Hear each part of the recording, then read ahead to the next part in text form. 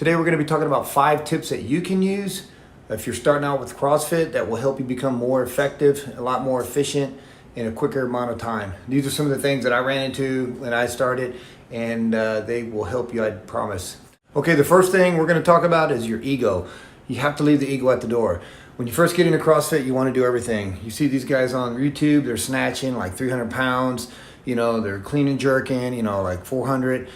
They're running, 400 meters in like less than 60 seconds, during their Metcon. So you see all this stuff and you're like, man, I want to do that. But you got to remember, you're starting out. So these guys have been doing this for years, some of these elite athletes, and they've conditioned themselves over the time, and they've gotten a lot better at it. So, and you're not going to the games tomorrow. It's not like you just started, shooting hoops in basketball and you're going to go into the NBA next year.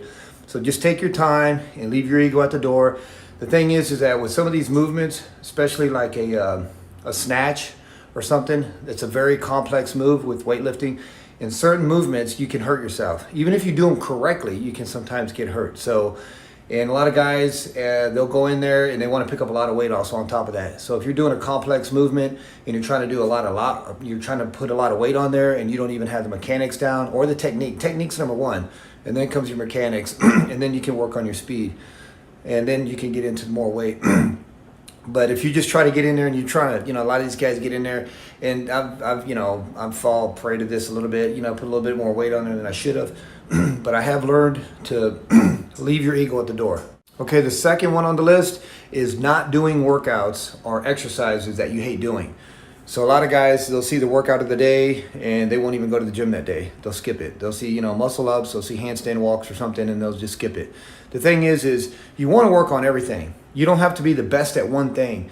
A lot of people say, well, oh man, what's in your wheelhouse? What are you good at? Well, you don't want to have a wheelhouse. I remember Matt Frazier saying this a couple years back. They asked him, what's in your wheelhouse? And he says, I train so I don't have a wheelhouse. Meaning you want to be pretty good at everything. You don't have to be the best at one thing. You just got to be pretty good at everything. So just remember to don't skip any workouts. Don't skip exercises that you don't like. And just do them. It's not a big deal. You'll get better at them. If you hate handstands, that's what you need to be doing. Why would you work on something that you're already good at? Work on definitely the weaknesses. You promise your strengths will always be there and they will complement your weaknesses. But your weaknesses will definitely complement your strengths. So you want to bring up your weaknesses. Those are the ones that you need to be working on. So don't skip out on workouts and exercises that you don't like. Okay, number 3 on the list, do ancillary work. Meaning if there's certain movements that you are not good at, that come up in the workout of the day, or something that you see a lot that you're not good at, like let's say they're double unders, or let's say they're pistols, or let's say they're handstand push-ups, or even handstands or something, work on those. There's 2 ways you can do that. The way I used to do it, I've done it both ways, but I started doing it in the beginning. I would pick a day and I would do just that exercise for about 15 to maybe 30 minutes.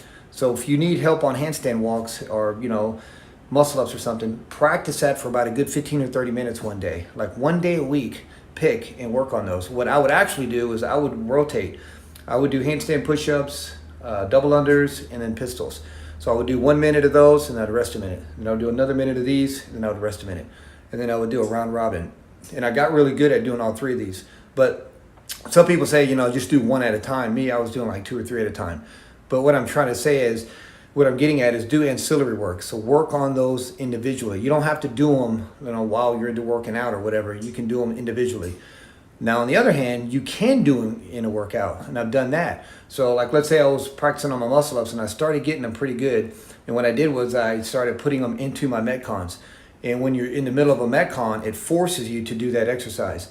So as long as you got pretty good technique on it and things like that, then you can add it into a Metcon.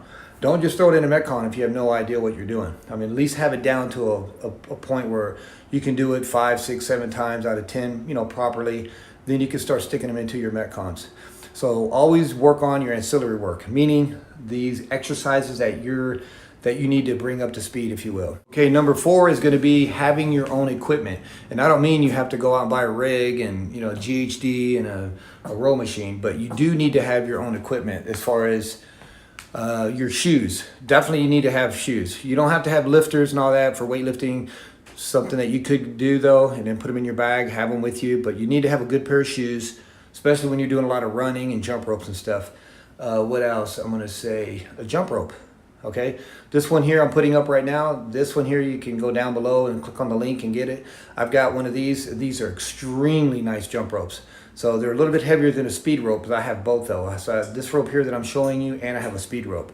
So, but you need to have your own speed rope, maybe a weight belt, what else? Gloves, maybe some sweatbands. If you're a sweater like me, I sweat profusely, so you might want to have a sweatband. Knee sleeves, you know, especially if you have something going on with the knees. Yeah. So just look around and see what kind of workouts you're going to be doing, and you need to make sure you have a certain amount of equipment with you, because without the equipment, it's going to make it worse, especially with gloves. Like if you don't have gloves and you're doing grunt work like sandbag cleans and a lot of weightlifting, you want to use some gloves or you're going to get some calluses. And even with gloves, you're going to get calluses. So, and also as far as like, let's say you go on a vacation or you're going to go do something. Like right now I'm on vacation. So I'm in the United States right now. So I brought some of my stuff with me. So it's a good thing to have your own jump rope. It's a good thing to have your own, you know, your gloves and things like that. So basically you want to have your own equipment. Don't forget that. It's critical. Or you might go to a gym and they might not have anything. So if you have your own stuff, you're prepared. Okay, number 5 is going to be journaling. I'm big on journaling. I've mentioned this before. I literally have it. I don't have it with me. Well, I've got one, but I keep a journal and I write down all my exercises. So these right here I'm throwing up right now, these are some of the ones that I just did, and I wrote down my times. So now I know, and I can go put those into my journal. And what I'll do is about a month or 2 later, I'll do the workouts again to see if my times came down, or I can also increase the weights on some of them. But journaling means you're writing down what your exercises are, and then you're also putting down the date and the time, you know, the time it took you to do the Metcon, because later on that's going to be extremely critical data for you to use, because you want to know if you've gotten any better. You know, you're like, okay, am I any fit? Am I fitter than I was a year ago? Am I fitter than I was 6 months ago? Or you can look back into your journal and you can see everything. Some of these guys, they use apps. There's apps out there you can download, and you can put all your workouts in there. Me, I guess I'm a little bit more old school, so I like to have a journal where I can write it down. In my journal, the one that I personally have that I got off of I think I got on Amazon. Basically, it has all the workouts built into it too. It's got all the hero workouts. So Cindy, Diane, Murph, it's got them all written in there already for you. And then it's got, like, you know, a bunch of blank pages so you can put your workouts in there with the dates and the times. Journaling is number 5. You need to journal. If you're new, I'm telling you, if you miss out on this later on, you'll wish you did this. So you don't want to be that person. So go ahead and start journaling now, and then you get into the habit of it. But it's a great thing because you need the information. I promise you. Later on, you're going to look back and go, "Wow, man, I've gotten so much better at all this stuff. Look at all these numbers. Look at all my numbers." So anyway, journaling is number 5. So anyway, those are the 5 tips I'm going to give you, especially for somebody that's just starting out in CrossFit. All right, those are some of the 5 pillars of success that I think that can help you. So if you found any value in this video, please share. Smash the like button, and consider subscribing if you're new here, and I will see you on the next video. Thank you.